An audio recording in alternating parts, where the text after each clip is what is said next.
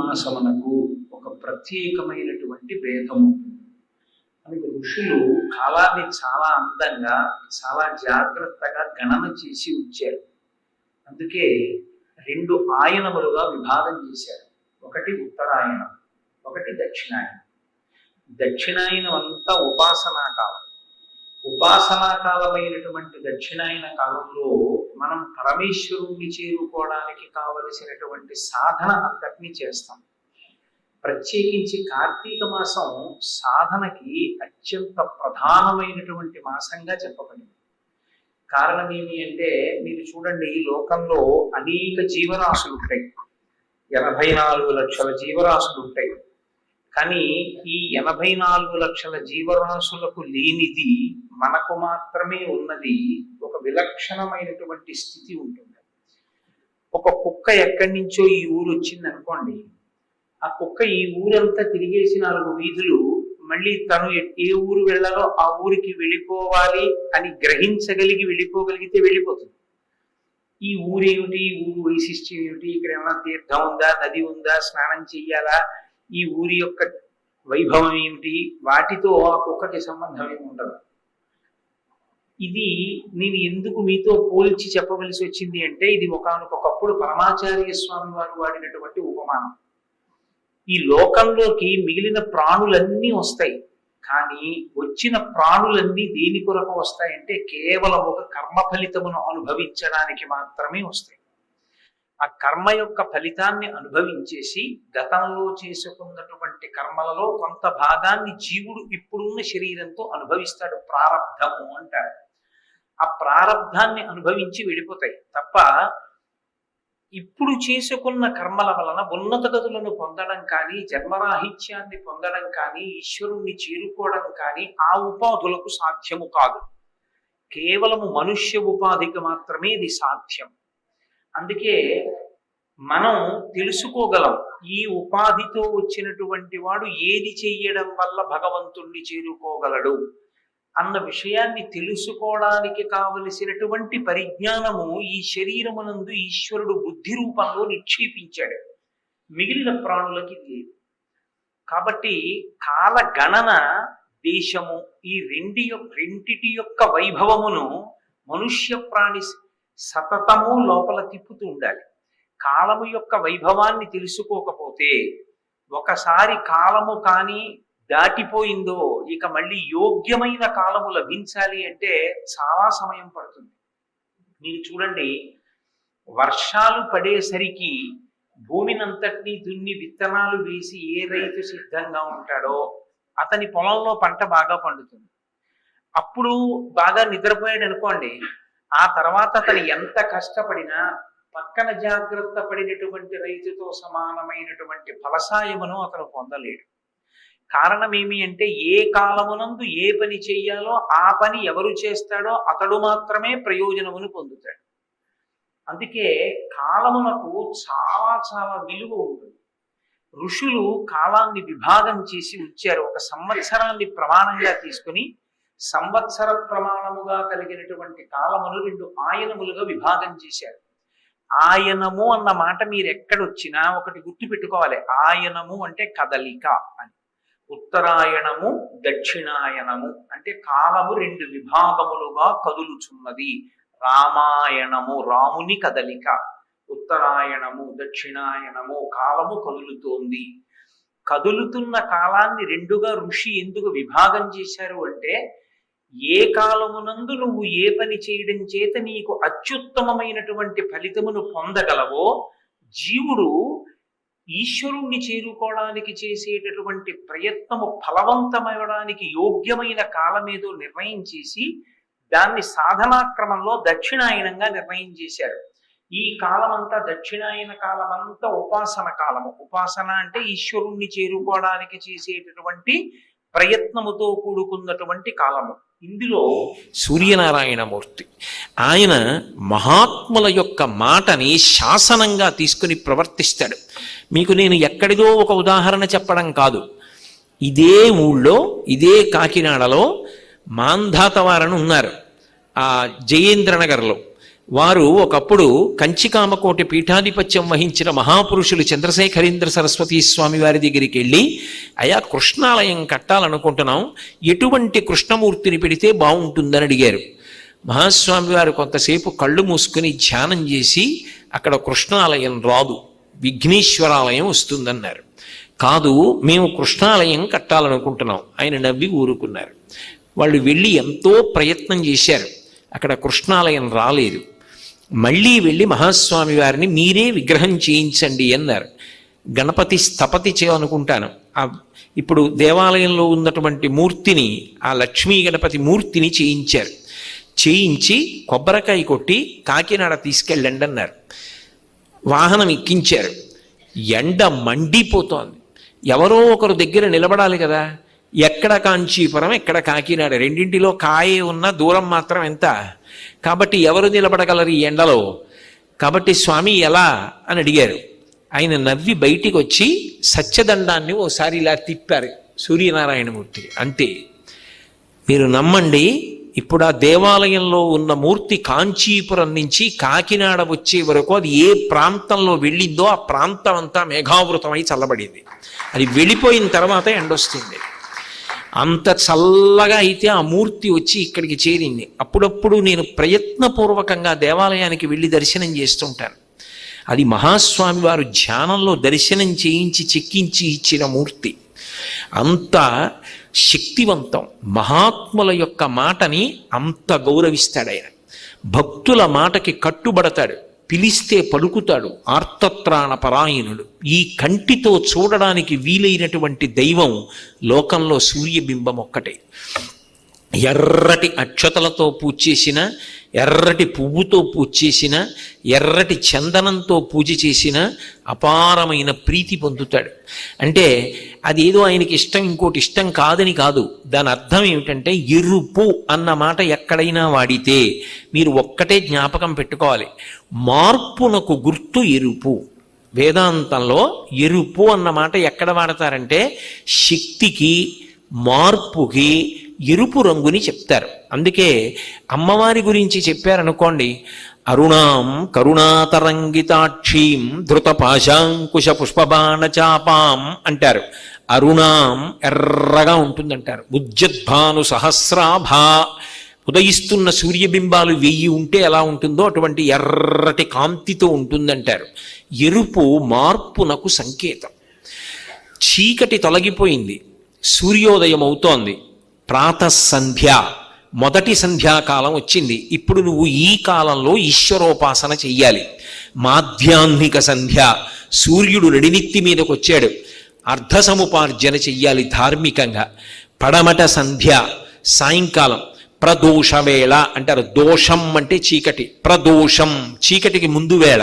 సాయం సంధ్య తనంత తానుగా పరమ పవిత్రమైనటువంటి కాలం. నేను యథార్థంగా చెప్పాలంటే ప్రభాత కాలం కన్నా కూడా సాయం సంధ్యా సమయం అత్యంత పవిత్రం. అందుకే పూర్వం ఏ ఇంట్లో చూసినా సాయంకాలం ప్రదోష వేళ అయింది అనేటప్పటికీ భగవన్నామ సంకీర్తనం చేసేవారు. నాకు బాగా జ్ఞాపకం, మా చిన్నతనంలో సాయంకాలం అయ్యేటప్పటికీ మా అమ్మమ్మగారు స్నానం చేసి వచ్చి కూర్చుని ఆవు పాలు, కచ్చిక, ఆవు పేడతో చేసిన పిడక, కాల్చిన కచ్చిక అక్కడ పెట్టుకుని పాలల్లో చేయి ముంచి కచ్చిక ఇలా ఇలా అని ఒత్తులు చేస్తూ ఏదో సాంబ సదా శివ సాంబ సదా శివ సాంబ సదా శివ సాంబ శివ అని రాత్రి 7:30-8 గంటల వరకు పాట పాడుతూనే ఉండేది. పాడి అప్పుడు ఆవిడ భగవంతుడికి మానసికంగా జోల పాడేది. ఆ పాడేటప్పుడు కూడా చాలా విచిత్రంగా ఉండేది మా ఇంట్లో.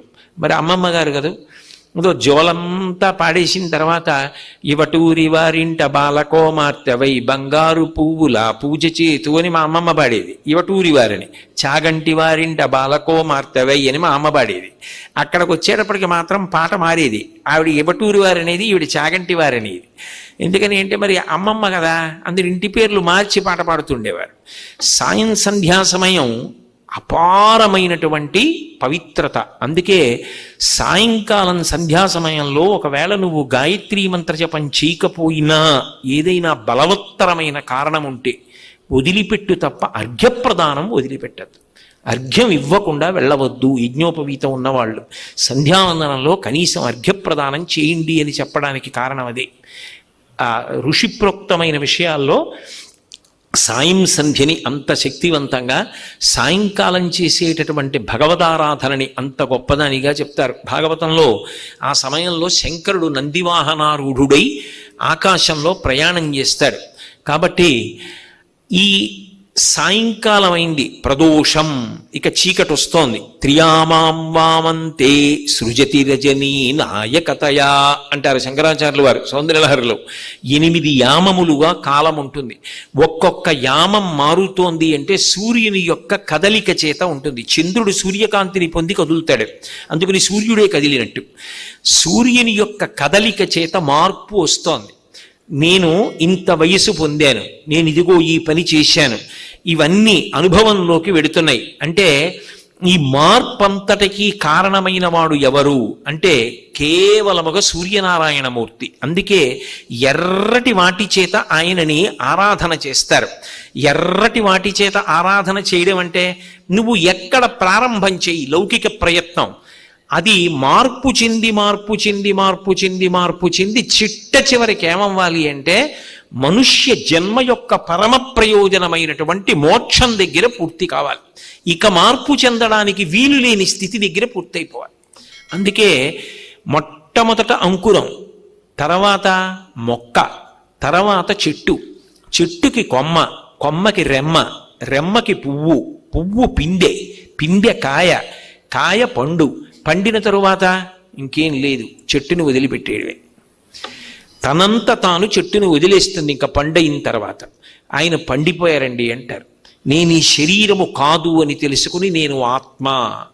అందుకే పూర్ణాహుతిలో వేస్తారు కురుడి. ఇక కొబ్బరి పెచ్చు నుంచి విడిచిపెట్టి లోపల గుడుగుడు గుడుగుడు ఆడుతూ ఉంటుంది. నేను ఆత్మ అని తెలుసుకుని ఇది నేను కాదు అన్న భావన పండిపోవడం. ఆ మోక్షం దగ్గరికి వెళ్ళడం అనేటటువంటిది మార్పు. నువ్వు ఏది చెయ్యి, ఏదో ఒకటి చేస్తూ ఉండాలి. అది పుణ్యకర్మలు చేయడం మరీ మంచిది, మంచి పనులు చెయ్యి. కానీ ఈ చేస్తున్న మంచి పనులన్నీ చిట్ట చివరికి దేనికి పనికి రావాలి అంటే అదిగో ఆ ఆత్మజ్ఞానం కలగడానికి, ఈశ్వరానుగ్రహానికి కావాలి. అందుకే మా చిన్నతనంలో మమ్మల్ని అందరినీ కూర్చోబెట్టి ఆ పాటలు పాడిస్తూ ఉండేవారు. సూర్యబింబాన్ని ఆధారం చేసుకుని ఆ ఎరుపుకి సంకేతం చెప్తూ ఎలా పండాలో చెప్పేవారు. ఎండలు కాసేదెందుకురా మబ్బులు పట్టేటందుకురా, మబ్బులు పట్టేదెందుకురా వానలు కురిసేటందుకురా, వానలు కురిసేదెందుకురా పంటలు పండేటందుకురా, పంటలు పండేటెందుకురా అన్నం దొరికేటందుకురా, అన్నం తినేదెందుకురా స్వామిని కొలిచేటందుకురా, స్వామిని కొలిచేదెందుకురా మోక్షం పొందేటందుకురా. ఎక్కడ మొదలైనా అక్కడ పూర్తయిపోవాలి. ఆ పూర్తయిపోవడం మార్పు చెందుతూ వెళ్ళిపోవడం. ధర్మానుష్ఠానము అన్న మాటకు అర్థం ఏమిటంటే మార్పు చెందుతూ ఉండడం. కాలమునందు ఎప్పుడు ఏది చెయ్యాలో అది భక్తితో చేస్తూ వెళ్ళిపోతాడు. చేస్తూ వెళ్ళి వెళ్ళి వెళ్ళి వెళ్ళి వెళ్ళి వెళ్ళి చివరకు తాను సత్యముగా మిగిలిపోతాడు. అంటే ఇక ఏ కదలిక లేని పరబ్రహ్మస్వరూపంగా నిలబడగలిగిన స్థితికి ఎదుగుతాడు. ఈ జ్ఞానము ఎరుపు చేత సంకేతింపబడుతుంది. దానికి నేను సుమా ప్రధాన కారణం. నా అనుగ్రహము చేత నువ్వు ఆ స్థితిని చేరుకుంటావు. అలా ఉపాసన లేకపోతే పునరపి జననం పునరపి మరణం పునరపి జనని జఠరే శయనం దిహ సంసారే బహుదుస్తారే కృపయాపారే పాహిమురారే. పుట్టా చావా పుట్టా చావా పుట్టా చావా అలా జనన మరణ చక్రంలో తిరుగుతూ తాపాన్ని పొందుతుంటాడు. గళంతి శంభోత్వచ్చరిత సరిత కిల్బిషరజో దళంతి ధీకుల్యాసరణిషు పతంతి విజయతాం దిశంతి సంసార భ్రమణ పరితాపోపశమనం వసంతి మచ్చేతో హ్రదభి శివానందలహరి అంటారు శంకరులు. సంసార భ్రమణ పరితాపోపశమనం, సంసారమునందు పరిభ్రమించడంలో విశేషమైనటువంటి తాపాన్ని పొందుతుంటాడు.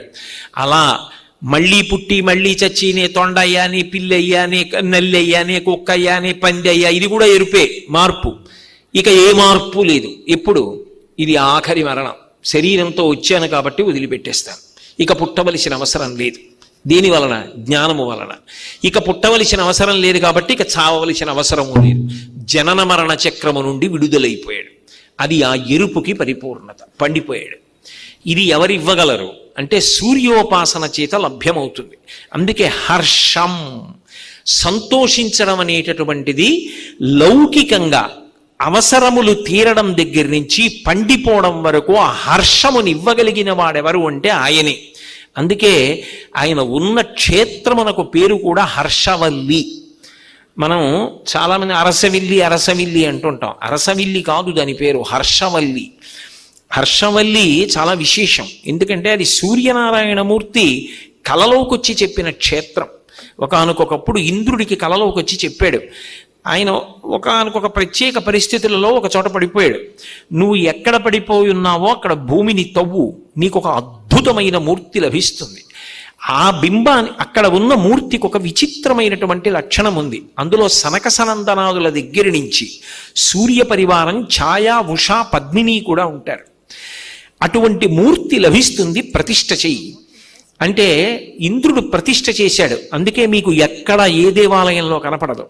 హర్షవల్లిలో ప్రతిష్ఠ చెయ్యి అన్నాడు. హర్షవల్లి, వల్లి అంటే తీగ, తీగకి పెరిగే లక్షణం ఉంటుంది. హర్షమును పెంచుతాను నేను, సంతోషాన్ని పెంచుతాను, అది నా యొక్క లక్షణం. అందుకే సూర్యబింబం అనేటప్పటికే చైతన్య స్ఫూర్తి. అసలు ఆ సూర్యోదయం వేళలో ఆ సంతోషం అలా ఉంటుంది. సూర్యాస్తమయమైంది భయం. పగటి వేళ అలా ఎక్కడైనా తిరగచ్చు. చీకటి పడిపోయిన తర్వాత ఎదురున్న చెట్లల్లోకి వెళ్ళమనండి, ఎక్కడ ఏ పురుగు పుట్రా ఉందో ఎందుకు లేండి అంటాడు. చీకటి, ఉన్న వస్తువు తెలియదు, భయం. సూర్యుడొచ్చాడు, ఉన్న వస్తువు తెలుస్తుంది, నిర్భయం. అందుకే సూర్యోదయం చైతన్యానికి పర్యాయ పదం. అటువంటి సూర్యుడు హర్షవల్లి ఆ క్షేత్రం, నేను అక్కడుంటానని చెప్పాడు. చిత్రం ఏమిటంటే ఆయనని ఆరాధన చేసేటటువంటి వారి పట్ల అంత ప్రీతి పొందుతాడు. ఆ ఒక్క దేవాలయంలోనే ఇప్పటికీ ఐరావతం మీద కూర్చున్నటువంటి ఇంద్రుని యొక్క మూర్తి కూడా గోడ మీద ఉంటుంది. అందుకే హర్షవల్లి క్షేత్రానికి ఉన్న గొప్పతనం ఏమిటంటే పంచాయతన మూర్తుల్ని శంకర భగవత్పాదులు ఎలా పూజ చెయ్యాలని నిర్ణయం చేశారో అటువంటి పంచాయతన మూర్తుల్ని పూజ చేసేవారు. ఇప్పిలివారని ఒక కుటుంబం, అందులో నాకు ఆ పేర్లు సరిగ్గా జ్ఞాపకం ఉంటే సూరప్ప గారని చెప్పి ఒక ఆయన, వాళ్ళకి ఒక సోదరుడు ఉండేవారు. వాళ్ళిద్దరూ కలిసి పంచాయతన పూజ చేసేటప్పుడు ఆదిత్యుణ్ణి అంటే సూర్య పూజ చేసేటప్పుడు సూర్యుడు, వినాయకుడు, విష్ణువు, అంబిక, శివుడు కదా పంచాయతనంలో. సూర్య ఉపాసన చేసేటప్పుడు పరమ సంతోషంతో రోజు జరిగే సూర్యబింబాన్ని మనసులోకి తెచ్చుకొని సంతోషంతో పూజ చేస్తుండేవారు. సూర్యనారాయణమూర్తి ఆ ఇప్పిలి కుటుంబం వారిని ఎన్నుకున్నాడు. వాళ్ళు పూజ చెయ్యాలి. అరసవిల్లి క్షేత్రం, అరసవిల్లి అని నేను అంటున్నాను, హర్షవల్లి. మళ్ళీ నేను అలా అంటే గుర్తుపడతారు, పట్టకపోతారని. హర్షవల్లిలో నాకు ఆ కుటుంబం వారు పూజ చెయ్యాలి అన్నాడు. వాళ్ళు బయలుదేరి వస్తున్నారు పూజ చేయడానికి. ప్రతిష్ఠ జరగగానే వంశధారా నదీ ప్రవాహం వెడుతోంది. అందులో స్నానం చేద్దామని అన్నదమ్ములిద్దరూ దిగారు. అన్నదమ్ములిద్దరూ ఇలా దిగేటప్పటికీ దూరం నుంచి ఏదో ఒక పుస్తకాల కట్ట ఒకటి కొట్టుకొస్తోంది, తాళపత్ర గ్రంథాల మూట.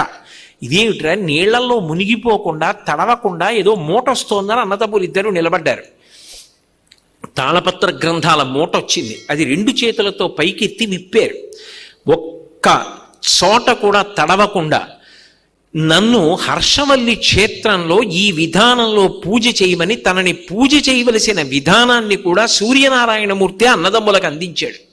ఇప్పటికీ ఆ కుటుంబం వారిదే హర్షవల్లి క్షేత్రంలో సూర్యుని యొక్క పూజ అధికారం. కాబట్టి మహానుభావుడు ఎందరికో పలికాడు. అదే సామాన్యమైనటువంటి బింబం కాదు. ఉపాసన చేసిన వాడిని సర్వకాలముల యందు రక్ష చేస్తుంటుంది. అంతటి శక్తికి కేంద్రం, నిధి సూర్యబింబం అంటే. మహానుభావుడు ఒకప్పుడు లలితా సహస్రనామ స్తోత్రానికి భాష్యం చేశారు, వ్యాఖ్యానం చేశారు భాస్కరరాయల వారిని. ఆయన పిలిస్తే పలికేది అమ్మవారు. ఒకప్పుడు బ్రాహ్మణ మండలంతా ఆయన మీద అసూయ పెట్టుకుంది. లోకంలో ఇదొక నీచపు పోకడు ఉంటుంది. ఎవడైనా ఒకడు భగవద్భక్తితో బతుకుతున్నాడు అంటే వాడి మీద రాళ్ళు ఎలా వేద్దామని ప్రయత్నించే వాళ్ళు కొంతమంది బయలుదేరుతారు. వాళ్ళు అలా భక్తుల్లో బతకనూ లేరు, బతికేవాడిని బతకనివ్వనూ లేరు. ఎందుకంటే అసూయ వాడిని కాల్చేస్తూ ఉంటుంది. అందుకని కొంతమంది బ్రాహ్మణులు బయలుదేరి కాశీపట్టణంలో కుకుమానంద స్వామి వారిని ఆయన దగ్గరికి వెళ్ళారు. నేను లలితా సహస్రానికి భాష్యం చేశానంటున్నాడు భాస్కర రాయల వారు. నిజంగా ఆయనకి లలితా సహస్రంలో ఉన్న నామాలన్నింటికీ అర్థం తెలిసి వ్యాఖ్యానం రాసి ఉంటే మహాచతుషష్టి కోటి యోగిని గణసేవిత అని ఒక నామం ఉందిగా, 64 కోట్ల మంది యోగిని గణదేవతల చేత ఆమె సేవింపబడుతుందని. ఏది 64 కోట్ల మంది గణదేవతల పేర్లు చెప్పమనండి అన్నారు. కుంకుమానంద స్వామి వారు అన్నారు, మీకు ఎందుకు రాయిన జోలి, భాస్కర రాయల వారంటే ఎవరనుకుంటున్నావు, ఆయన లలిత అమ్మవారే, ఆయనే అమ్మవారు, అందుకే లలితకి భాష్యం చేయగలిగాడు. అంతకుముందు ఎందరో వ్యాఖ్యానం చేద్దామన్నా బలవంతంగా మొదలు పెడితే దృష్టి ఆగిపోయింది, మళ్ళీ ప్రార్థన చేస్తే దృష్టి వచ్చింది.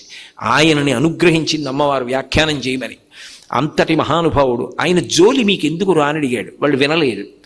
భాస్కర రాయల వారిని వెళ్ళి నిలదీసి అడిగారు, మాకు చెప్పు 64 కోట్ల యోగిని గణదేవతల పేర్లని. ఆయన నవ్వి అన్నారు, సాయంకాలం సంధ్యావందనం చేసుకొచ్చి గంగ ఒడ్డున కూర్చోండి, చెప్తాను పేర్లు అన్నారు. అందరూ వచ్చి కూర్చున్నారు. కూర్చున్న తర్వాత భాస్కర రాయల వారు ఏం మాట్లాడలేదు, లలితా పరాభట్టారిక స్వరూపాన్ని ధ్యానం చేశారు.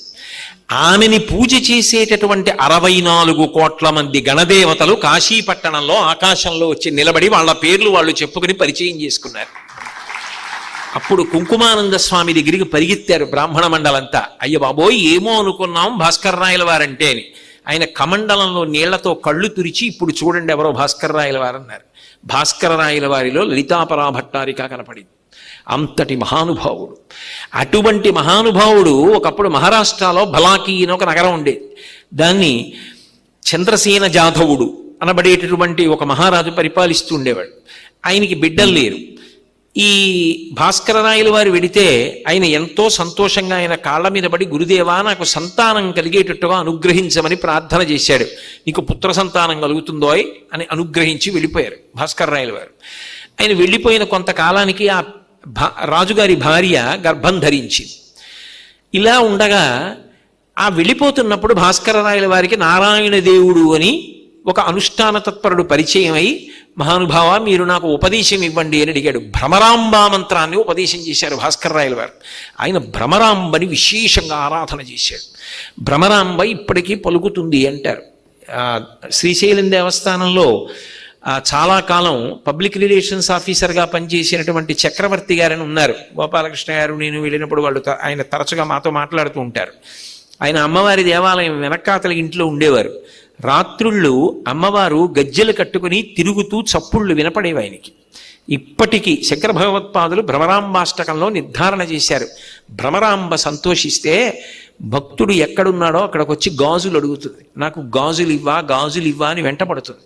బాలాస్వరూపంతో తిరుగుతుంది భ్రమరాంబ.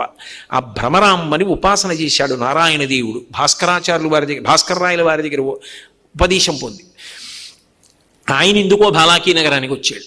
ఈ చంద్రసేన జాధవుడు భార్య గర్భిణి గదు, భాస్కర రాయల వారు ఆశీర్వదించారు, ఆమెతో నమస్కారం చేయించాడు. నారాయణ దేవుడు చూసి సంతోషించాడు. అయ్యా, కడుపులో ఉన్న బిడ్డ మగపిల్లవాడా ఆడపిల్ల అన్నాడు. నారాయణ దేవుడు భ్రమరాంబని ఎప్పుడు మనసులో ధ్యానం చేస్తుంటారేమో, ఆడపిల్ల అన్నారు.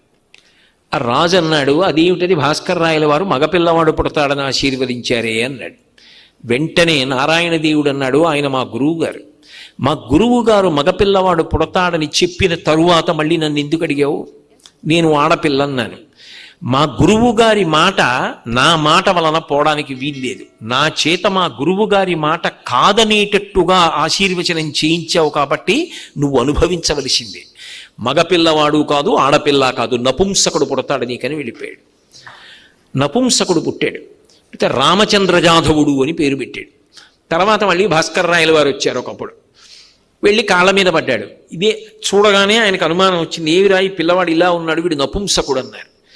అయ్యా, తప్పైపోయింది, మీ శిష్యుణ్ణి ఇలా అడిగాను, కథంతా ఇలా జరిగింది, మీరే అనుగ్రహించాలన్నారు. అదెంత పనిరా, లోకంలో ఏదైనా ఇవ్వగలిగిన వాడు సూర్యనారాయణమూర్తి. పద, నీ కొడుకుని తీసుకెళ్ళి, ఇప్పటికే ఉంది కర్ణాటక రాష్ట్రంలో కృష్ణానదీ తీరంలో, ఆయన అంత దూరంలో కృష్ణానది ఉంటే ఇక్కడ పర్ణశాల నిర్మించుకుని ఆ రామచంద్ర జాధవుణ్ణి పక్కన పెట్టుకుని తృచ అర్ఘ్య విధానం అని సూర్యనారాయణమూర్తి ఉపాసనలో ఒక విధానం. అది తృచ అర్ఘ్య విధానంలో ఆయన్ని ఉపాసన చేస్తున్నారు.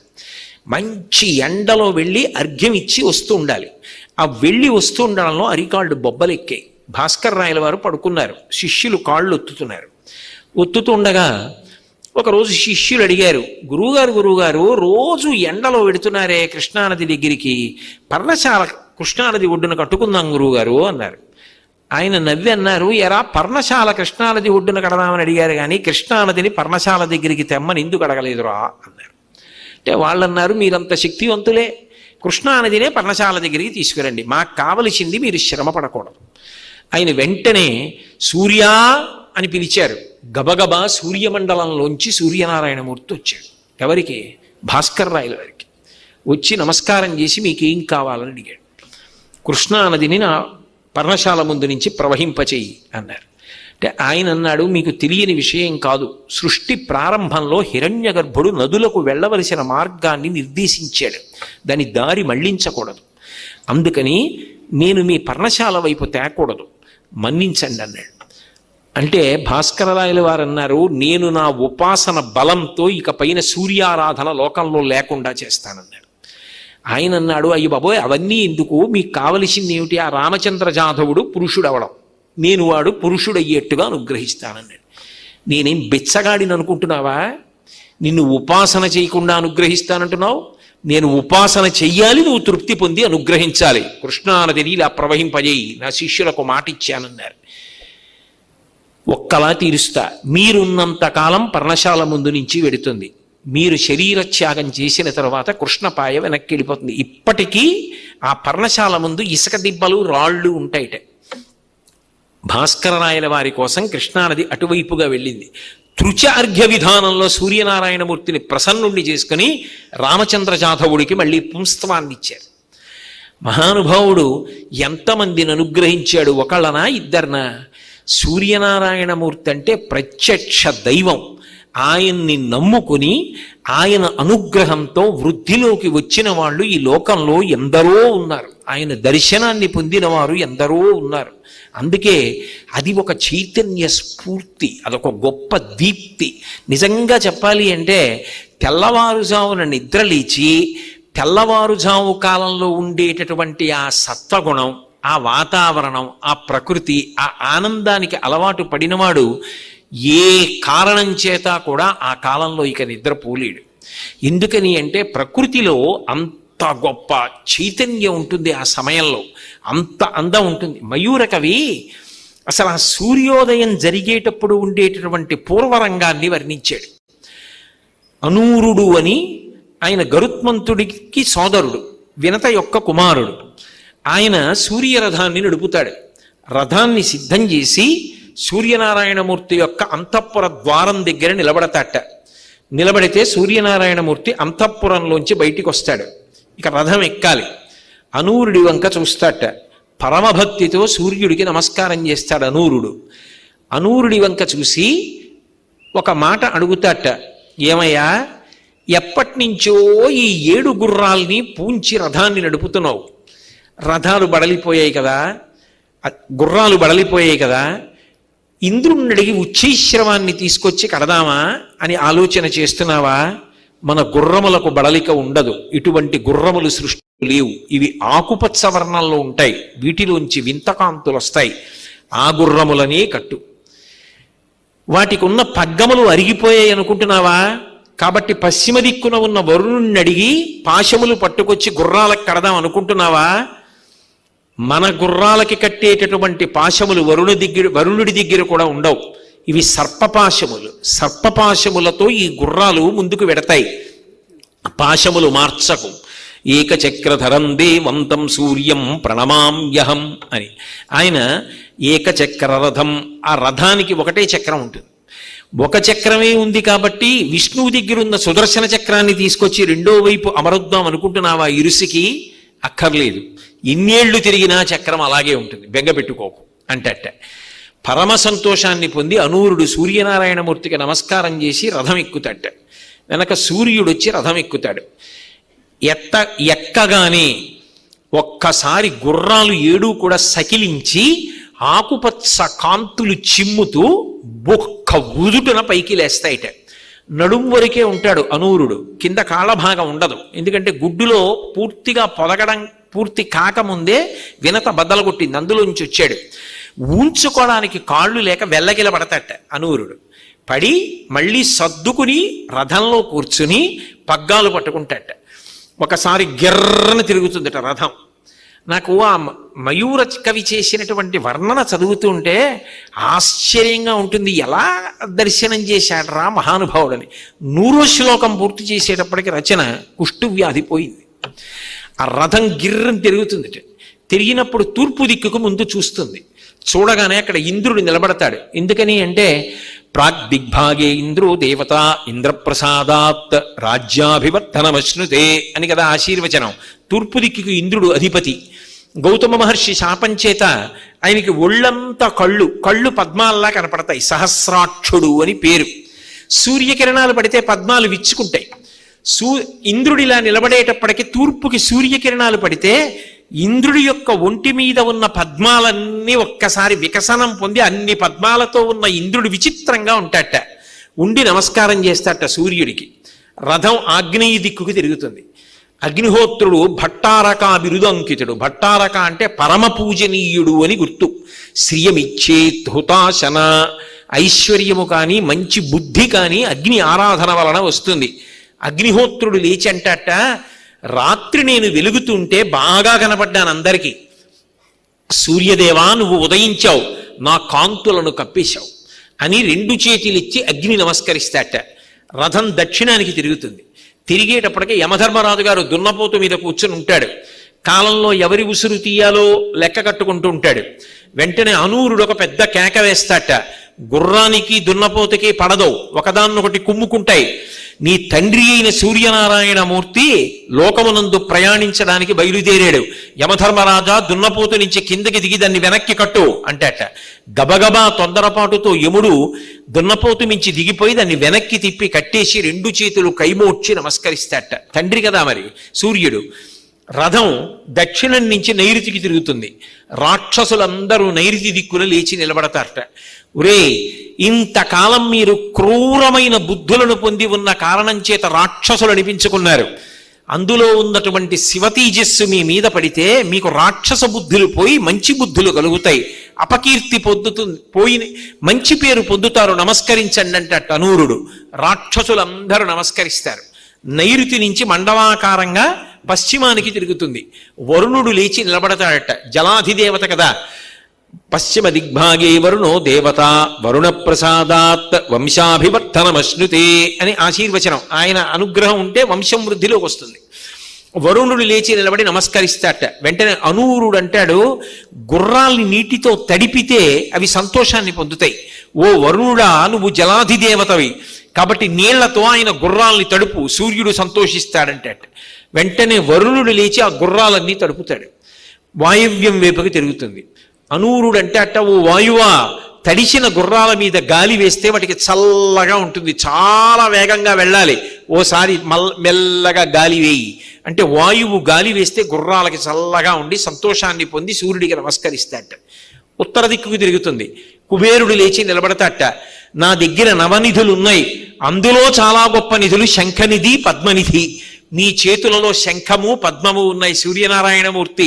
నీ అనుగ్రహం వల్లే నాకు ఈ ఐశ్వర్యం వచ్చింది.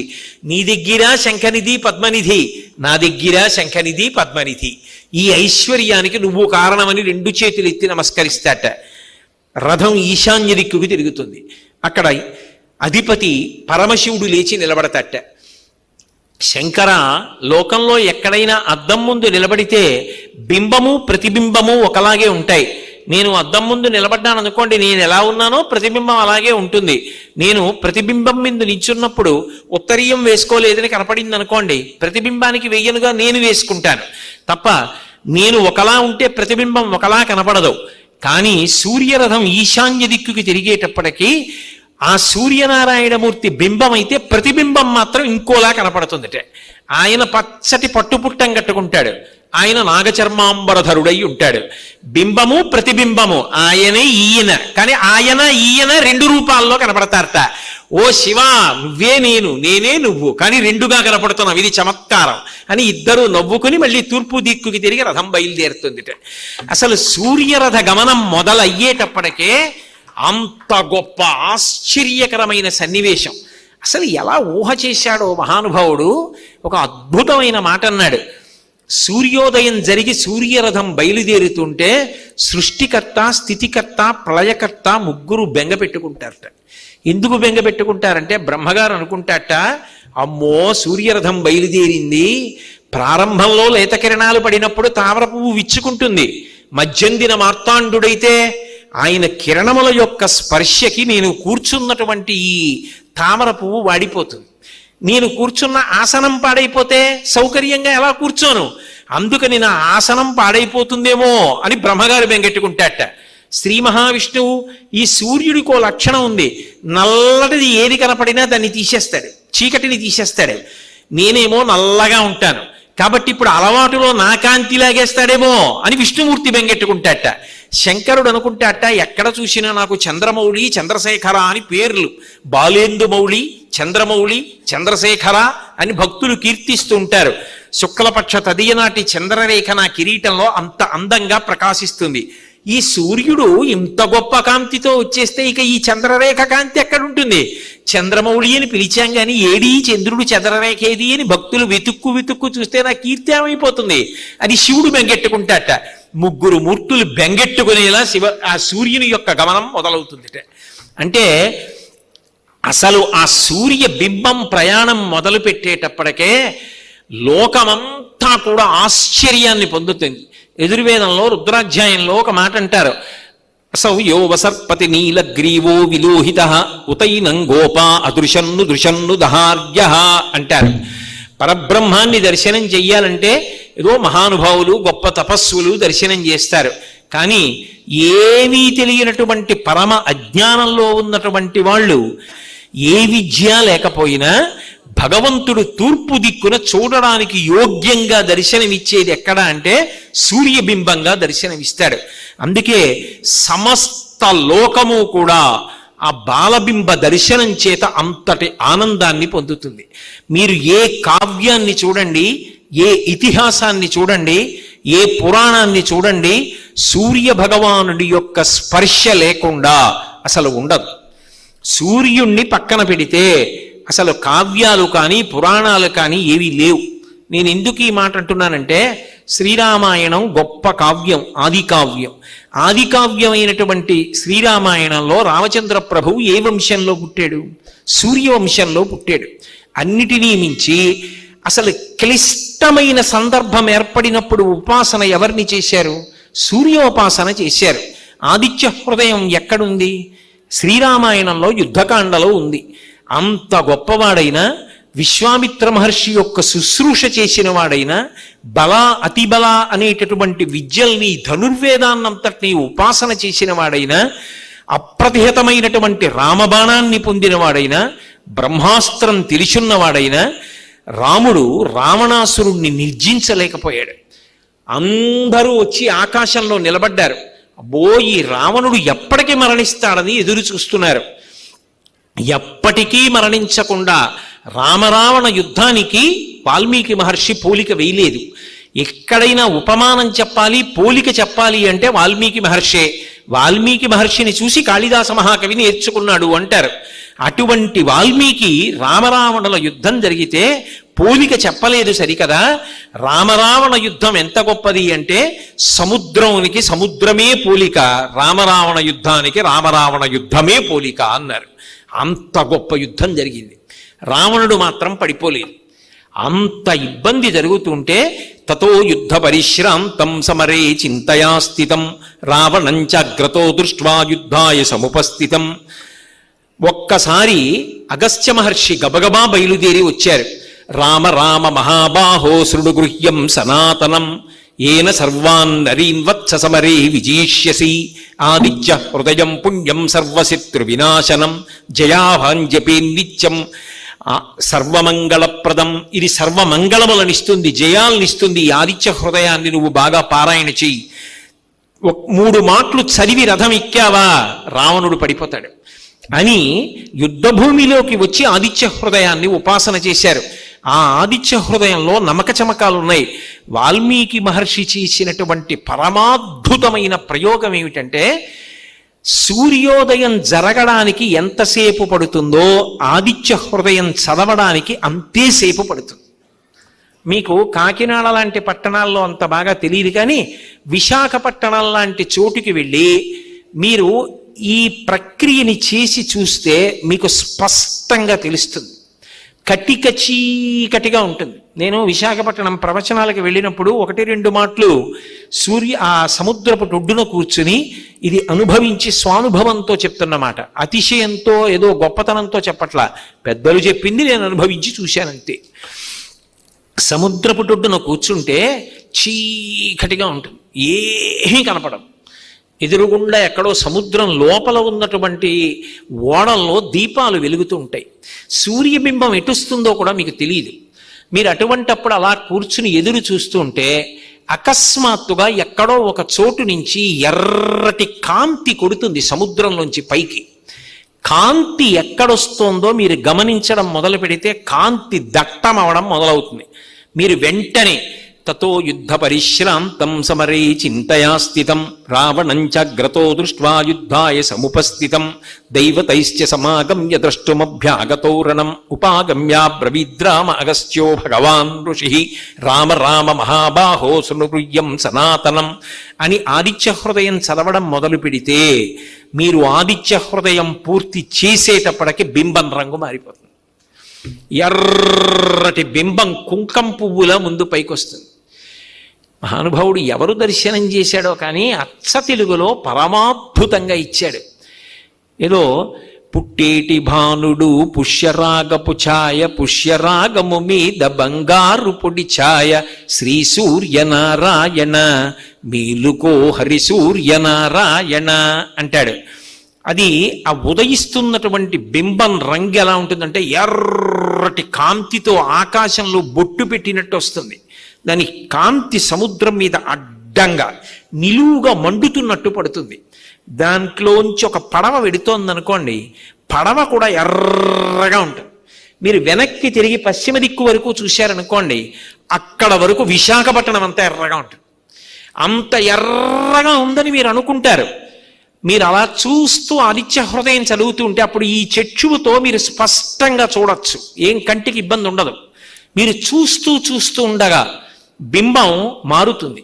జామిక్కి భానుడు జాజి పువ్వు ఛాయ జాజి పువ్వు మీద సంపంగి పువ్వు ఛాయ శ్రీ సూర్యనారాయణ మేలుకో హరి సూర్యనారాయణ. ఎవరు అనుభవించాడో మహానుభావుడు. తెల్లటి వర్ణాన్ని పొందుతుంది, పైకి ఎక్కుతుంది. పైకి కొంత దూరం ఎక్కేసేటప్పటికి ఒక జాము అయ్యేటప్పటికి జాజి పువ్వు ఛాయ పొంది లోపల చుట్టూ అంతా సంపంగి పువ్వు ఛాయ. సంపంగి అంటే సింహాచలం సంపంగి, పసుపు ఎరుపుల వర్ణంలో ఉంటుందే ఆ రంగులోకి తిరుగుతుంది. కాకినాడలో తెల్లవారుజామున ఎప్పుడైనా కొంతసేపు వ్యాహ్యాలిగా అలా నడిచి సూర్యోదయం అయిన తర్వాత ఇంటికి వచ్చేసే ముందు బింబం చూస్తే నాకు ఆ బింబం అప్పుడు మాత్రం తూర్పు దిక్కున కనపడుతుంది. అందుకని ఏదో జామిక్కి భానుడు జాజి పువ్వు ఛాయ జాజి పువ్వు మీద సంపంగి పువ్వు ఛాయ శ్రీ సూర్యనారాయణ మేలుకో హరి సూర్యనారాయణ. ఎవరో మహానుభావుడు ఎందుకు ఇచ్చాడంటే ఉపాసనకి యోగ్యంగా బింబాన్ని జ్ఞాపకం పెట్టుకోవడానికి ఇచ్చాడు ఈ పాట. ఎంత గొప్పగా ఇచ్చాడు. తెలుగు జాతి గర్వపడాల ఆ పాట. ఆయన ఆ రచయిత ఎవరో నాకు తెలియదు. అలాగే మధ్యాహ్న భానుడు మల్లె పువ్వు ఛాయ మల్లె పువ్వు మీద మంకెన్న పొడి ఛాయ శ్రీ సూర్యనారాయణ మేలుకో హరి సూర్యనారాయణ. మధ్యాహ్నం అయ్యేటప్పటికి ఉండేటటువంటి సూర్యబింబం కేవలంగా ఈ కంటితో చూడడానికి వీలుగా లేకపోయినా ఎక్కువసేపు చూడకుండా కొద్దిగా ప్రయత్నం చేసి చూస్తే మల్లె పువ్వు ఛాయ తెల్లటి కాంతి కనపడుతుంటుంది. అన్ని వర్ణములు తెలుపులోంచే కదా వచ్చాయి. తెల్లగా కనపడి దాని మీద మంకెన్న పొడి ఛాయ, మంకెన పూలను ఉంటాయి ఎర్రగా ఉంటాయి, అందులో ఉన్నటువంటి పుప్పుడి తీసి దాని మీద చల్లితే ఎలా ఉంటుందో బింబం అలా ఉంటుంది. దుర్నిరీక్ష్యం, ఈ కంటితో ఎక్కువసేపు చూడలేరు. అందుకే మధ్యాహ్న భానుడు మల్లె పువ్వు ఛాయ మల్లె పువ్వు మీద మంకెన్న పొడి ఛాయ శ్రీ సూర్యనారాయణ. మరి అప్పుడు మేలుకో ఏమిటి? అంటే అలా మారే లక్షణం ఉన్నవాడా మేలుకో, అది అన్వయం. కాబట్టి హరిసూర్యనారాయణ చిట్ట చివర ఆయన సూర్యాస్తమయం అయిపోతుంటుంది. ఆ సూర్యాస్తమయం అయిపోయేటప్పుడు ఏదో ఆ గ్రుంకేటి భానుడు గుమ్మడి పువ్వు ఛాయ, గుమ్మడి పువ్వు మీద కుంకంపు పొడి కుంకంపు పువ్వు ఛాయ శ్రీ సూర్యనారాయణ. గుమ్మడి పువ్వులని పూస్తాయి, పెద్ద పెద్ద పువ్వులు ఉంటాయి గుమ్మడి పువ్వులు. పసుపు వర్ణం ఎరుపు వర్ణం కలిసి భలే అందంగా ఉంటుంది గుమ్మడి పువ్వు. ఆ గుమ్మడి పువ్వు మీద కుంకుమ పొడి జల్లితే ఎలా ఉంటుందో, కుంకుమ పువ్వు ఛాయ, ఆ కుంకుమ పువ్వులు తీసుకొచ్చి జల్లితే ఎలా ఉంటుందో అస్తమిస్తున్న బింబం మళ్ళీ ఎర్రగా అటువంటి రంగులో దిగుతుంది. తిక్కన గారైతే ఒక అద్భుతమైన మాట అన్నాడు భారతంలో. భర్త ఏదో ఉద్యోగం చేయడానికి పొద్దున్నే బయలుదేరి వెళ్ళిపోయాడు అనుకోండి, సాయంకాలం వచ్చేస్తాడని తెలుసు. కులకాంత ఏం చేస్తుంది, ఆయన తిరిగి వచ్చే వేళటికి గబగబా స్నానం చేసి చక్కగా మంచి చీర కట్టుకుని పువ్వులు పెట్టుకుని ఆయన వస్తారు, ఆయన సంతోషించాలి, నన్ను చూసి ఆయన పొందిన బడలిక తీరిపోవాలి అని ఎదురు చూస్తూ ఉంటుంది. కులకాంత కదూ. సూర్యనారాయణమూర్తి తిరిగి వచ్చాడు. తిరిగి వచ్చేటప్పటికి ఆమె పశ్చిమ దిక్కు అనబడేటటువంటి కాంత. సూర్యుడు వచ్చి రథం దిగుతాట. రథం దిగగానే భర్తని చూసేటప్పటికీ ఆమె బుగ్గలు రాగరంజితములవుతాయిట, ఎర్రగా అనురాగంతో అరుణకాంతులు వస్తాయిట. పశ్చిమ దిక్కు అనబడేటటువంటి కాంత యొక్క బుగ్గల ఎరుపే సూర్యాస్తమయ సమయంలో ఆకాశంలో కనపడిన ఎరుపు రంగు అన్నాడు తిక్కన. నిజంగా లోకంలో మనసు నిలబెట్టి ఉపాసన చెయ్యడం చాలా కష్టమే అయినా సూర్యోపాసన చాలా తేలిక. ఎందుకంటే ఒక్కసారి మీరు సూర్యబింబం ఉదయించేటటువంటి తీరు మనసులో బాగా పట్టుకోగలిగితే, ఆ సమయంలో ఆదిత్య హృదయం చదవడం అలవాటైతే మీరు వేదిక మీద ఆదిత్య హృదయం చదవలేరు. ఎందుకు చదవలేరో చెప్పనా? ఒక్కటే తేడా, అక్కడ కళ్ళు మూసుకుని ఆ బింబాన్ని చూడడం అలవాటైపోతుంది. ఆ బింబాన్ని చూస్తున్నప్పుడు అది ధార కింద వెళ్ళిపోతుంది. అలా లేకుండా చదువుతున్నారనుకోండి, అది వెతుక్కుంటుంది ఆ బింబం కోసం. ఏదో రామకృష్ణ పరమహంస మాటల్లో చెప్పాలంటే నల్లమందుకు అలవాటు పడిన నెమలిలా ఆ ప్రాతకాలంలో ఉదయించేటటువంటి బింబం, ఆ సముద్రం, ఆ కాంతి, ఆ పర్వతాలు, ఆ కొండలు, ఆ విశాఖపట్టణం, ఆ కాంతులు అవన్నీ అనుభవిస్తూ ఆదిత్య హృదయం చదవడానికి అలవాటు పడిపోయిన వాడు అవి కళ్ళ ముందు లేకుండా నువ్వు ఆదిత్య హృదయం చదువు అంటే చదవలేడు. అది ఎంతకాలం అనుభవించండి. అసలు ఆ సూర్యోదయం, సూర్యగమనం, సూర్యప్రకాశం అవి చూస్తుంటే ఉంటే అందం అంతా ఇంత కాదు. నాకు ఉన్న సమయాన్ని దృష్టిలో పెట్టుకుని నేను అన్ని విషయాలు స్పృశించడం సాధ్యమయ్యే విషయం కాదు. కానీ ద్వాదశాత్మన్నమోస్తుతే అంటారు ఆదిత్య హృదయంలో. సూర్యుడు 12 ప్రకాశిస్తాడు, 12 పేర్లతో ప్రకాశిస్తాడు. ద్వాదశాదిత్యులు అంటారు. ద్వాదశాదిత్యులు అంటే తత్వతః సూర్యుడు ఒకడే అయినా చాంద్రమానంలో చైత్రము, వైశాఖము, జ్యేష్ఠము, ఆషాఢము, శ్రావణము, భాద్రపదము ఇలా మాసాలు వస్తాయి కదా. ఒక్కొక్క మాసంలో సూర్యుడిని ఒక్కొక్క పేరుతో పిలుస్తారు. ఇప్పుడు మాఘమాసం ఉందనుకోండి, మాఘమాసంలో ఉండేటటువంటి సూర్యుడిని పూష అని పిలుస్తారు. పూష అని పిలిస్తే దాని అర్థం ఏమిటంటే అది సాక్షాత్ విష్ణు స్వరూపం. కాబట్టి ఈ మాఘమాసంలో ఆయన ఉపాసన చేసినా, నమస్కరించినా, పాయసాన్నం పెట్టినా మీరు చూడలేని రథం. ఎందుకంటే ఒక్క రథసప్తమి నాడు నక్షత్రాలన్నీ రథాకారం పొందుతాయి. పొందితే ఆయన కాంతి స్వరూపుడై అందులో కూర్చుంటాడు. ఆ రథం ఈ కంటితో చూడడం తెలియకపోయినా, ఎందుకంటే సూర్యోదయానికి కదిలిపోతున్న రథం, ఆ రథాన్ని చూడలేకపోయినా తేలికగా రథదర్శనం చేయిస్తారు. చిక్కుడుకాయలు కొత్త చీపురు పుల్లలకి గుచ్చి అందులో 2 చిక్కుడు పువ్వులు పుడితే అదే సూర్యుడు కూర్చున్న సూర్యరథం. చిక్కుడు ఆకులోనే ఇంత ప్రసాదం పెట్టి నైవేద్యం పెడితే సూర్యుడు ప్రీతి చెందుతాడు. మీకు ఉపాసనలో ఒక గొప్ప రహస్యం చెప్తా వేదిక మీద. రహస్యం అంటే ఒకటే చెప్పాలి, నేను సభలో చెప్తున్నా. మీరు ఏ భగవత్ స్వరూపానికి నైవేద్యం పెట్టండి, చేయి పెట్టి ముట్టుకున్నాడని నమ్మకం ఉండదు. నేను మా గురువుగారిని చూసి ఒకసారి ఆశ్చర్యపోయా. అదేవిడు గురువుగారు అంటే అప్పుడు చెప్పారు గురువుగారు, నేను తెల్లబోయాను. సూర్య భగవానుండి మాఘమాసంలో ఉపాసన చేసి నైవేద్యం పెట్టేటప్పుడు మీరు పూజా మందిరంలో చెయ్యక్కర్లా. మీరు ఇంటి బయట కానీ పూలకుండీ దగ్గర కానీ మేడ మీద కూర్చుని కానీ సూర్యబింబం సూర్యోదయం సమయంలో ఉపాసన చేసి భార్య వండిన పాయసాన్ని అక్కడ పెట్టి ఇలా నైవేద్యం పెడుతుంటే ఆయన కిరణములు వచ్చి తిన్నగా పాత్రలో పడతాయంటే కిరణములు అంటే కరములు చేత్తో ముట్టుకున్నాడు ఇలా. ఒక్క సూర్యప్రసాదమే ఆయన చెయ్యి తగిలిన ప్రసాదం మీకు లభిస్తుంది అనుభవించగలిగితే. అది ఆశ్చర్యం. మహానుభావుడు అంతగా అనుగ్రహించగలిగినటువంటి రూపం లోకంలో ఆయనే.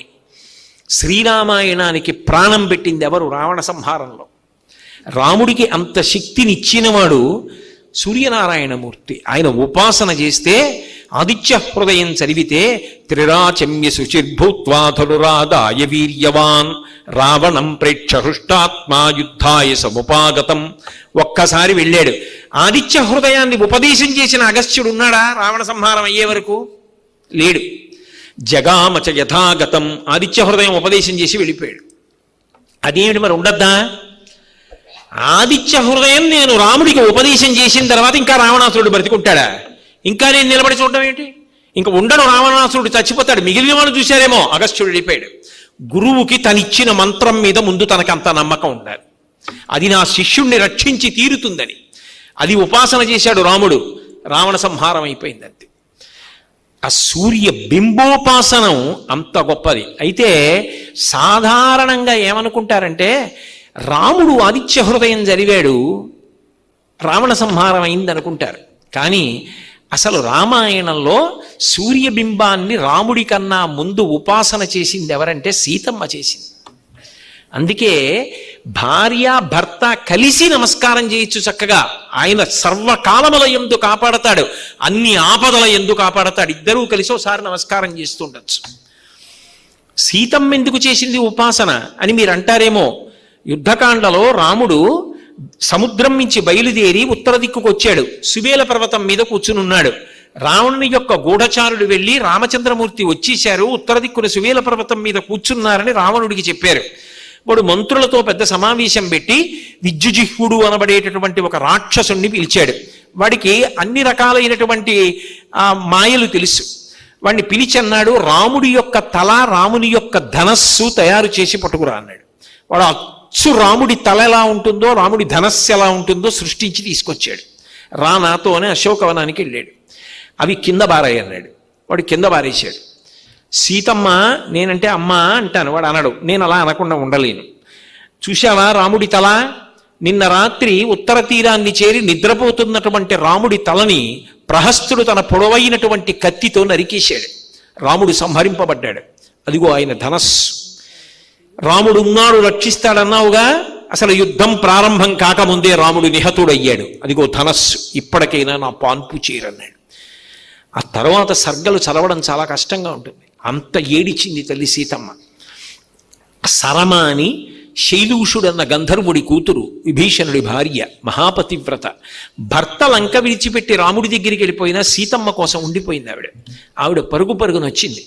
సీతమ్మ నమ్మావా? రావణుడు మాట్లాడుతున్నంతసేపు ధనస్సుంది, రాముడి తల ఉంది. ఎవరో వచ్చి రాచకార్యం మీద మిమ్మల్ని రమ్మంటున్నాడు ప్రహస్తుడంటే రావణుడు వెళ్ళగానే అదృశ్యమైపోయి తల ధనస్సు. ఎందుకో తెలుసా? అది విద్యుజిహ్వుడు తయారు చేశాడు. రాముడు నిహతుడైతే యుద్ధభేరి ఎందుకు మోగుతుంది? విను, యుద్ధభేరి మోగుతోంది. రాముడు క్షేమంగా ఉన్నాడు. రామరావణ యుద్ధం జరుగుతుంది. రావణుడు నిహతుడవుతాడు. నువ్వు పట్టాభిషేకం పొందుతావు. కానీ సీతమ్మ నేను నీకొక మాట చెప్తున్నాను. నువ్వు ఇలా బేలవై ఏడుస్తూ కూర్చోవడం కాదు. ఈ సమయంలో నీ భర్త విజయం సాధించడానికి కావలసినటువంటిది, నీ భర్త ఆయువుని రక్షించడానికి, నీ భర్త తేజస్సుని కాపాడడానికి నువ్వు కూడా సూర్యోపాసన చెయ్యి. నీకు ఏ పూజామందిరం ఉందా? వాటితో సంబంధం లేదు. ఎలా ఆలోచన చేస్తావో నేను చెప్తున్నాను, ఇలా చెయ్యి అని చెప్పింది. గిరివరమభితో వివర్తమానో. మహానుభావుడు మేరు పర్వతం చుట్టూ తిరుగుతూ ఉంటుంది ఆ సూర్యుని యొక్క రథం.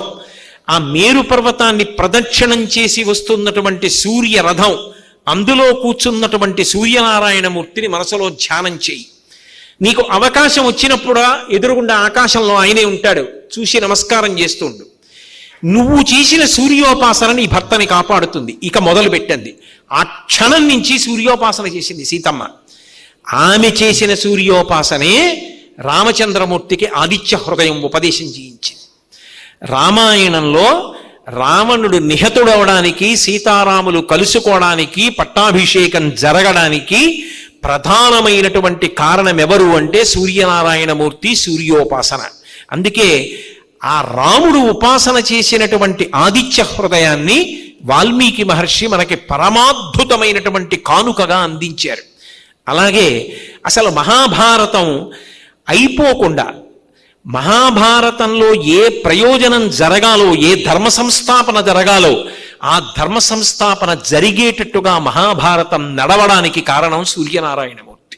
ఎందుచేత అంటే ఒకప్పుడు ధర్మరాజు గారు అజ్ఞాతవాసం, అరణ్యవాసం చెయ్యవలసి వచ్చినా కూడా బాధపడలేదు. ఒకానొక సందర్భంలో అంతటి ధర్మరాజు గారు కూడా విచలితుడైపోయాడు. ఎక్కడ బాధ పెట్టేసుకున్నాడు అంటే ఆరణ్య పర్వంలో వద్దు వద్దు అంటున్నా కొన్ని వేల మంది బ్రాహ్మణులు ఆయనతో కలిసి అరణ్యానికి వెళ్ళారు. పురోహితుడు ధౌమ్యుడి దగ్గరికి వెళ్ళి ఏడ్చాడు ధర్మరాజు. ఇంతమంది బ్రాహ్మణులు వద్దు వద్దు అంటున్నా నాతో అరణ్యానికి వచ్చారు, నేను ఎక్కడి నుంచి అన్నం పెట్టను, రాచరికం ఉంటే పెడతాను, నేనే అరణ్యవాసం చేస్తున్నాను, వీళ్ళందరికీ రోజు అన్నం ఎలా దొరుకుతుంది, నేను అన్నం పెట్టని కారణం చేత వాళ్ళు శోషించిపోతే ఆ పాపం నాకు రాదా, ఈ కష్టం నుంచి ఎలా గట్టెక్కాలని అడిగాడు. వెంటనే ధౌమ్యుడు ఏం చెప్పాడంటే ఈ లోకానికంతటికీ కూడా అన్నం పెట్టేటటువంటి వాడు సూర్యనారాయణమూర్తి, ఆయన వలన అన్నం దొరుకుతోంది లోకంలో. 108 నామములు చెప్తాను. అందుకే ఈ మాఘమాసంలో సూర్యనారాయణమూర్తి ఉపాసన అంత గొప్పది. అందున గోశాలలో సూర్యనారాయణమూర్తిని ఉపాసన చేస్తే అసలు ఇక దాని ఫలితం చెప్పడం ఎవరికీ సాధ్యం కాదు. అందుకే కదా గోశాల వార్షికోత్సవాల్లో ఒక రోజున అంత అద్భుతంగా సూర్యోపాసన చేస్తున్నాం మనందరం. ఆ సూర్యనారాయణమూర్తి పూజలు గోశాలలో జరిగేట్టుగా ఏర్పాటు చేస్తున్నాం. కాబట్టి అది మహానుభావుడు, అదిగో ఆ సూర్యుణ్ణి 108 నామాలతో ఉపాసన చెయ్యి, అన్నానికి లోటు ఉండదు. ఆయన ఉపాసన చేసిన వాడికి జన్మ జన్మాంతరములందు అన్నమునకు లోటు ఉండదు. ఉపాసన చేయమన్నారు. 108 నామములు, నామములలోని అర్థాన్ని భావన చేస్తూ ధర్మరాజు గారు కీర్తించాడు సూర్యుణ్ణి. వెంటనే దిగొచ్చాడు, నీకు అక్షయ పాత్రనిస్తున్నాను ధర్మరాజా, ఈ పాత్రలో ఏవి వండుతుందో ద్రౌపది, ఒక్క కూర, ఒక్క పచ్చడి, ఒక్క పులుసు, ఇంత అన్నం ఇందులో వండితే అందరికీ అన్నం పెట్టేంత వరకు అందులోంచి ఆ పదార్థాలు వస్తూనే ఉంటాయి. ఇక రావక్కర్లేదని గుర్తేమిటంటే అందరికీ పెట్టేసి భర్తలకు కూడా పెట్టేసిన తరువాత ద్రౌపదీదేవి తింటుంది. ద్రౌపదీదేవి తినేసిన తర్వాత ఇక ఆ రోజు ఇంక అందులోంచి అన్నం రాదు. అప్పటి వరకు వస్తూ ఉంటుంది. ఎన్ని వేల మంది అయినా, లక్షల మంది అయినా అన్నం ఇస్తుంది. చాలా అక్షయ పాత్రని ఇచ్చాడు. దానితో ధర్మరాజు గారు ఆరణ్య పర్వంలో అరణ్యవాసం చేసినంత కాలం కొన్ని వేల మంది బ్రాహ్మణులకు అన్నదానం చేశాడు. లేకపోతే ధర్మరాజు గారి ఇబ్బంది ఎలా తీరేది? మహాభారతంలో ధర్మరాజుకి అంత తేజస్సు కట్టపెట్టి అన్నదానం చేయించిన వాడెవరు? సూర్యనారాయణమూర్తి. అంతేకాదు, అసలు ఒక చోట మహాభారతం భయంకరమైన మలుపు తిరిగిపోవాలి. విరాట పర్వంలో ద్రౌపదీదేవిని సుదేష్ణ పిలిచి, నా తమ్ముడైనటువంటి కీచకుడు ఇంటికెళ్ళి, నా సోదరుడి ఇంటికెళ్ళి మద్యం పట్టరమ్మంది. ఆవిడ పాత్ర పట్టుకుని వెడుతోంది. ఆవిడికి తెలుసు వెడుతున్నది పరమ భయంకరమైన వ్యక్తి దగ్గరికి వెడుతున్నాను, వాడు కాముకుడు. అటువంటి చోటికి ఒక్కదాన్నే వెడుతున్నాను. ఆమె వెడుతున్నప్పుడు ఎవరిని ప్రార్థన చేసిందో తెలుసా? తన పాతివ్రత్యం మీద తనకి నమ్మకం ఉన్న సుధీష్ణ అంతఃపురంలోంచి బయటికి రాగానే ఆకాశం వంక చూసింది. సూర్యనారాయణమూర్తి కనపడ్డాడు. పరమభక్తితో నమస్కారం చేసింది. నువ్వే నాకు రక్షకుడవు, నిన్ను నమ్మి నేను వెడుతున్నాను కీచక మందిరంలోకని. చూశాడు మహానుభావుడు. ఒక రాక్షసుణ్ణి పిలిచాడు. అంతర్హితుడవై కనపడకుండా ద్రౌపదీదేవి పక్కన నడు. మహాపతివ్రత, మహాతల్లి ఆవిడ. ఆవిడికే అపకారం జరిగితే లోకాలు నిలబడవు. ఆవిడ పక్కన వెళ్ళు. ఆవిడికి విశేష బలం కావలసి వచ్చినప్పుడు ఆవిడలోకి ప్రవేశించు. నీ బలం ఆవిడ బలం అయ్యి ఆవిడ రక్షించుకుంటుంది, నా ఆజ్ఞ అన్నాడు. ఆ రాక్షసుడు ద్రౌపదీదేవి పక్కన నడిచాడు. కీచకుడితో మాట్లాడినంతసేపు ఊరుకున్నాడు. కీచకుడు టెంపరితనంతో ద్రౌపదీదేవి యొక్క చెయ్యి పట్టుకునే సమయంలో ఆ రాక్షసుడు ద్రౌపదీదేవి శరీరంలోకి ప్రవేశించాడు. విశేష బలాన్ని సంతరించుకుంది ద్రౌపది. ఆ బలంతో కీచకుణ్ణి తోస్తే వెళ్ళి అంత దూరంలో కింద పడ్డాడు. పరిగెత్తుకుంటూ విరాటరాజు యొక్క సభామంటపానికి వెళ్ళింది. ఆవిడ పాతివ్రత్యం నిలబడింది, మహాభారతం నిలబడింది. లేకపోతే ఈ భూమి అంతా కాలిపోయేది ఆవిడ కళ్ళంబట నీళ్లు పడితే. కీచకుడంతకన్నా ఒక్కడుగు ముందు కీసి ఉంటే. మహాభారతాన్ని నిలబెట్టినవాడు సూర్యభగవానుడు. ఒక మహాపతివ్రత అబల ఒక్క నమస్కారం చేస్తే కాపాడినవాడు సూర్యభగవానుడు. అంతేకాదు, అసలు నిజంగా ధర్మ సంస్థాపన జరగవలసి వస్తే, దుర్యోధనుడు యుద్ధానికి రావలసి వస్తే బలాబలాల్ని బేరీజు వేసుకున్నప్పుడు అర్జునుణ్ణి గెలవగలిగిన వాడెవరు అంటే కర్ణుడి బలం చూసుకుని వచ్చాడు. కర్ణుడు లేని భారతం లేదు. దుర్యోధనుడు రాడు యుద్ధానికి. ఆ కర్ణుడికి జన్మనిచ్చిన వాడెవరు? సూర్యనారాయణమూర్తి. ఆయన కర్ణుణ్ణి కన్నాడు కనుక కర్ణుడు ఉన్నాడనేటటువంటి ధైర్యంతో దుర్యోధనుడు యుద్ధానికి వచ్చాడు కాబట్టి అధర్మం అంతా పడిపోయింది, ధర్మం నిలబడింది. అసలు మహాభారతాన్ని నిలబెట్టిన వాడెవరు? సూర్యనారాయణమూర్తి. ఆయన లేని నాడు కర్ణుడు లేడు. కర్ణుడు లేని భారతం లేదు. ధర్మాన్ని నిలబెడతాడు. ఆశ్చర్యం ఏమిటో తెలుసా? మీకు రామాయణంలో భారతంలో కూడా భగవంతుడికి పక్షపాతం లేదనడానికి సూర్యపుత్రులే నిదర్శనంగా నిలబడతారు.